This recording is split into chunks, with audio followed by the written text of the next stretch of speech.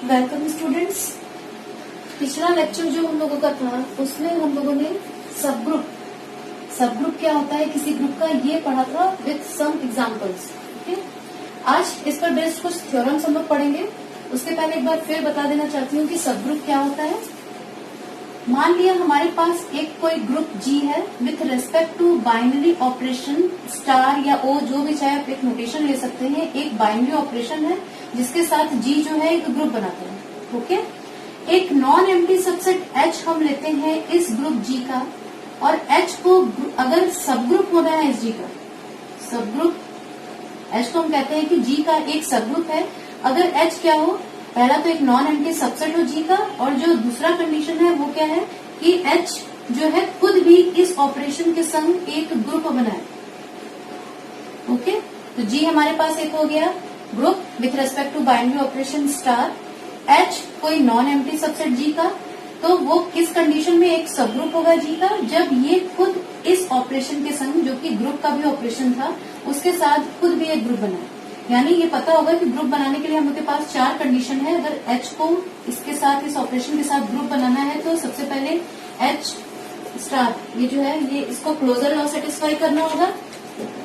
H को क्या करना होगा, क्लोजर लॉ सेटिस्फाई करना होगा। ओके, यानी कोई दो एलिमेंट अगर A B H में हम देते हैं तो A स्टार B भी H के अंदर होना चाहिए, यही होता है क्लोजर लॉ। दूसरा है एसोसिएटिविटी या एसोसिएटिव लॉ।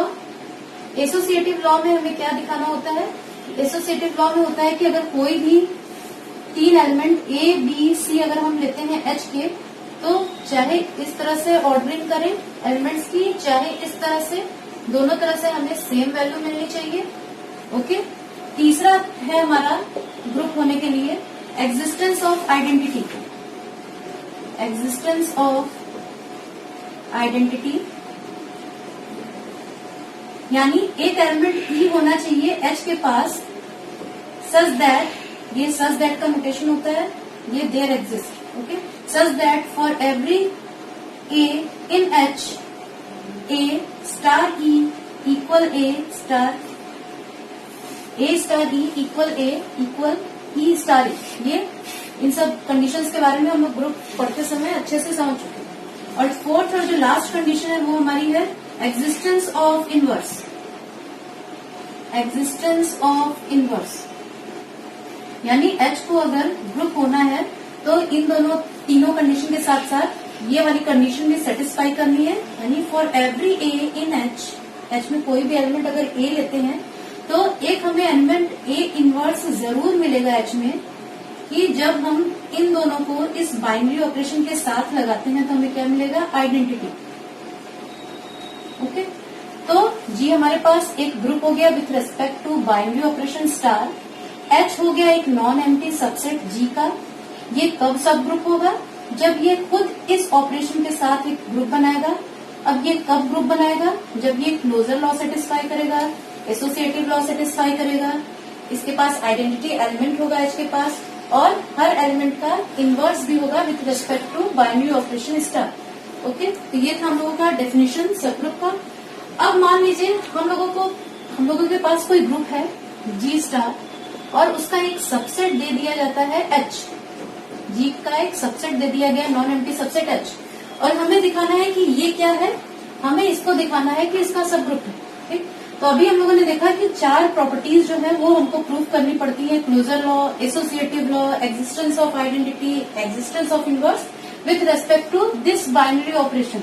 ओके, तो ये प्रोसेस जो है थोड़ा सा लंबा हो जाता है, चारों कंडीशंस को चेक करना थोड़ा सा लंबा प्रोसेस हो जाता है। गलत नहीं है, ये भी कर सकते हैं, लेकिन अगर हमें कोई ऐसा तरीका मिल जाए, कोई ऐसा फॉर्मूला मिल जाए कि बस एक फॉर्मूला लिया और हमने देखा वो होल्ड कर रहा है, तो ये हमारा जो H जो है वो उस फॉर्मूला के जरिए ही हमको पता चल जाए कि इसका क्या है, सब ग्रुप है। अगर कुछ ऐसा एक हमें कंडीशन या फॉर्मूला मिल जाए कि ये चारों चीजें हमें ना देखनी पड़े, बस उस एक फॉर्मूला से काम हो जाए, तो चीजें थोड़ी सी आसान हो जाएंगी और हम आसानी से किसी भी नॉन एम्प्टी सबसेट को किसी ग्रुप के जो है वो प्रूव करके देख पाएंगे कि वो सब ग्रुप है या नहीं।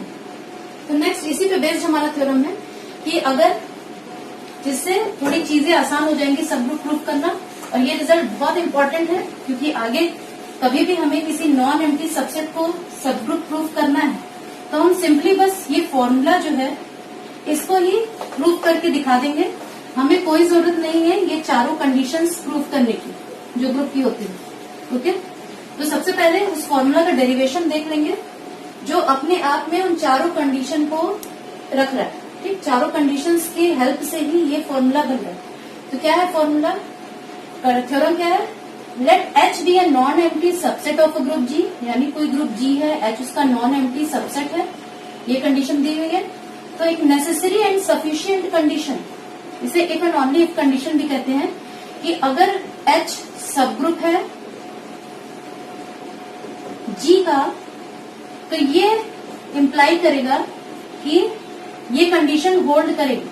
ठीक, अगर एच सब ग्रुप है जी का तो हम दिखाएंगे कि ये कंडीशन कंफर्म है उस ग्रुप के अंदर, एच के अंदर होल्ड करेगी। यानी ए और बी अगर एच में लेते हैं हम, तो A operation B inverse this also belongs to H. Okay, और ठीक इसका कन्वर्स, यानी अगर हम लेते हैं कि किसी नॉन एम्प्टी सबसेट एच जो किसी ग्रुप का नॉन एम्प्टी सबसेट है, अगर उसके अंदर ये कंडीशन होल्ड कर रही है, अगर किसी नॉन एम्प्टी सबसेट एच के अंदर ये कंडीशन होल्ड कर रही है, तो वो हमें क्या बताता है, वो बताता है कि कंफर्म एच क्या है, सब ग्रुप है जी। तो हम एक के बाद एक दोनों पार्ट प्रूव करेंगे। पहले पार्ट में हम लोग क्या प्रूव करेंगे, फर्स्ट पार्ट जो नेसेसरी कंडीशन है उसमें हम लोग लेकर चलेंगे कि एच जो है वो क्या है, एक सब ग्रुप है जी का, और दिया हुआ जो कंडीशन है वो सेटिस्फाई होगा एच के अंदर। कन्वर्सली सफिशिएंट पार्ट में हम लोग क्या करेंगे, हम लोग मान लेंगे कि ये जो दी हुई कंडीशन है वो एच के अंदर होल्ड कर रही है। तो हमको क्या प्रूव करना होगा, प्रूव करना होगा कि H is a subgroup of G. Okay, तो स्टार्ट करते हैं पहले नेसेसरी पार्ट से। The condition is necessary, let, मान लिया हम लोगों ने, लेट एच बी ए सब ग्रुप ऑफ जी। अब एच जैसे ही सब ग्रुप हुआ जी का, और मान लिया हम लोगों ने कि जी जो है वो किसी ऑपरेशन बाइनरी ऑपरेशन ओ के साथ ग्रुप बना रहा है, ठीक, with subgroup of group G O, operation भी ले लिया हम लोगों ने। ठीक, अब क्या करेंगे, जैसे ही एच सब ग्रुप हुआ तो ये हमें क्या इम्प्लाई करता है, ग्रुप सब ग्रुप की डेफिनेशन से ये इम्प्लाई करता है कि एच ओ भी एक क्या हो गया, खुद एक ग्रुप हो गया with respect to the binary operation O. Okay, अब नेक्स्ट आते हैं। अब एच जैसे ही ग्रुप हो गया तो हमें पता है कि इसके अंदर क्लोजर लॉ भी होल्ड करेगा, एसोसिएटिविटी भी होल्ड करेगी, इनवर्स एलिमेंट भी एग्जिस्ट करेगा और आइडेंटिटी एलिमेंट भी मिलेगा। तो सबसे पहले हम लोगों ने स्टार्ट किया यहां से, मान लिया कि ए और बी कोई भी दो एलिमेंट है एच में, मान लिया कोई दो एलिमेंट है, ए एच में है और बी एच में है। अब दिखाना क्या है कि ए और बी अगर एच में है तो ये हमारा ए ऑपरेशन बी इनवर्स भी एच में होगा। अब आते हैं हम लोग इस स्टेप के बाद हम लिख सकते हैं A is in H, B inverse is in H. क्यों, क्योंकि अगर बी एच में है और एच ग्रुप है तो इसके पास हर एलिमेंट का इनवर्स एलिमेंट भी होगा, यानी अगर बी एच में है तो बी इनवर्स भी एच में होगा by the property of existence of inverse in a group. Okay, next step में क्या लिख सकते हैं हम लोग, A operation B inverse belongs to H by closure law, by closure law. ये क्या था, ये था by property of, by existence of inverse element, by property of existence of inverse element, and this is by closure law. यानी A और B अगर H में लिया तो इसे हम लिख सकते हैं कि ए और बी इनवर्स भी एच में है, और जैसे ही एच के दो एलिमेंट हम लेंगे तो क्योंकि एच ग्रुप है तो क्लोजर लॉ से इन दोनों को जब हम एक साथ लाते हैं with respect to binary operation हो तो वो भी एच के अंदर ही होगा, इम्प्लाइज कंडीशन इज सेटिस्फाइड। ठीक, जो हमें प्रूव करना था वो हमारा प्रूव हो गया कि अगर एच जो है वो क्या है, सब ग्रुप है, तो ए ऑपरेशन बी इनवर्स भी एच में होगा, जहां ए और बी कहाँ पे है, एच में। ओके, अब कन्वर्सली कन्वर्स पार्ट में हम क्या मानेंगे कि हमको ये कंडीशन दी हुई है जो होल्ड कर रही है किसी नॉन एम्प्टी सबसेट एच में। कन्वर्सली क्या करेंगे हम लोग, कन्वर्सली हम लोगों ने मान लिया कि हाँ A belongs to H, B belongs to H, implies A operation B inverse belongs to H holds in non-empty subset H of G। अब प्रूफ क्या करना है? प्रूफ करना है कि H जो है वो क्या है, एक सब ग्रुप है G का। तो H को सब ग्रुप दिखाना है तो हमें क्या दिखाना होगा? हमें पता है कि H खुद भी अगर इस ऑपरेशन O के साथ ग्रुप बना लेता है तो ये क्या हो जाएगा? ये सब ग्रुप हो जाएगा G का। ठीक, तो हमें एक्चुअली प्रूफ क्या करना है कि ये जो है हमारा ऑर्डर्ड पेयर ये एक ग्रुप बनाता है, यानी हमें प्रूफ करना है कि क्लोजर लॉ भी इसमें होल्ड करेगा, एसोसिएटिविटी भी H में होल्ड करेगी, हर एलिमेंट का इनवर्स भी मिलेगा with respect to this operation, और आइडेंटिटी एलिमेंट भी H में एग्जिस्ट करेगी। ठीक है, स्टार्ट करते हैं हम लोग।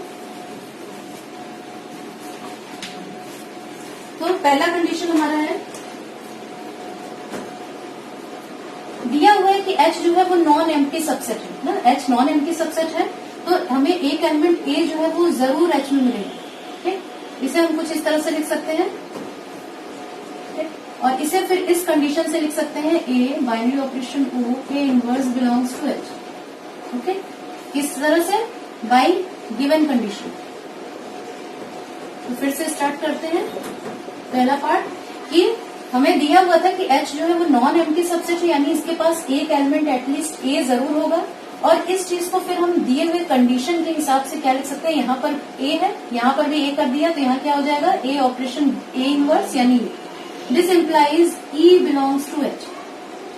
ठीक, this implies E belongs to H where E is identity element. ठीक, ये इम्प्लाई करता है कि H contains identity element, H contains identity element।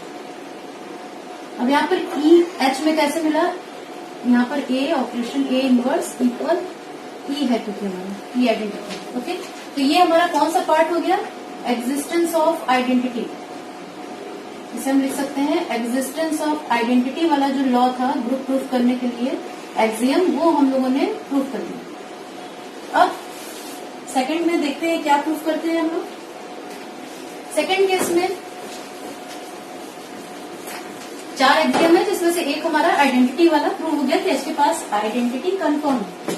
Second case हमारा, सेकंड जो है, मान लिया कि कोई एलिमेंट B है H के अंदर। ओके, और अभी हम लोगों ने क्या प्रूफ किया कि E भी है H के अंदर। Okay, H non empty subset है तो कोई एलिमेंट जरूर होगा, वो हम लोगों ने क्या ले लिया? A भी ले सकते हैं, यहाँ B ले लिया गया है, कोई बात नहीं।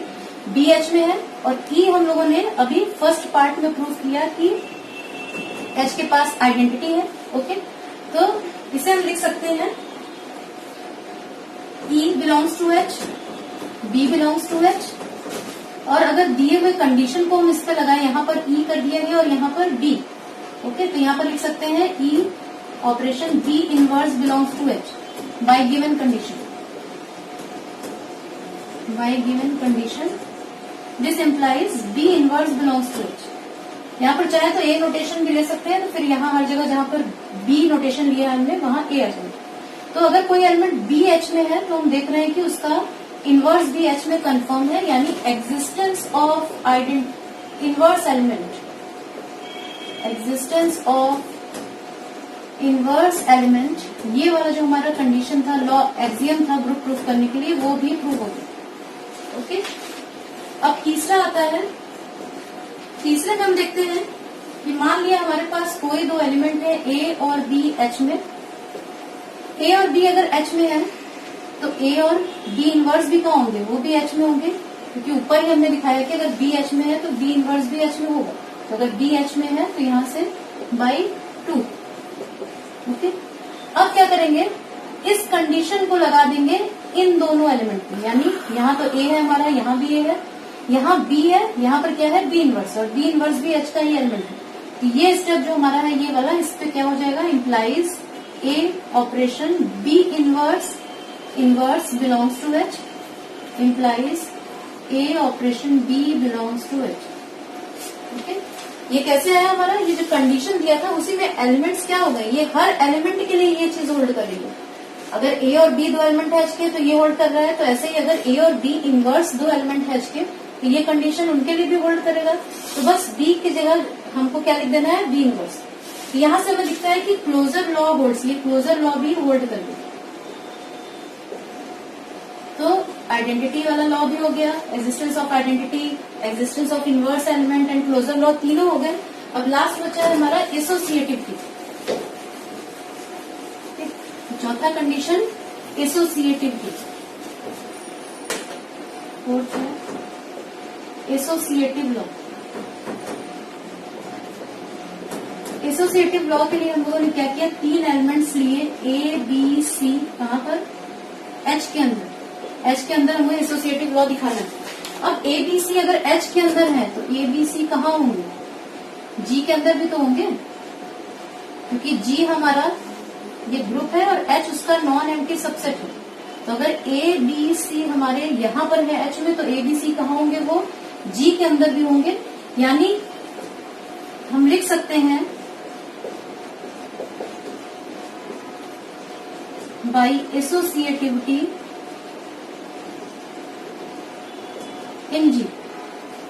ओके, तो कोई भी तीन एलिमेंट हम एच के लेते हैं तो देख रहे हैं हम वो कि एसोसिएटिव लॉ को सेटिस्फाई कर रहे हैं।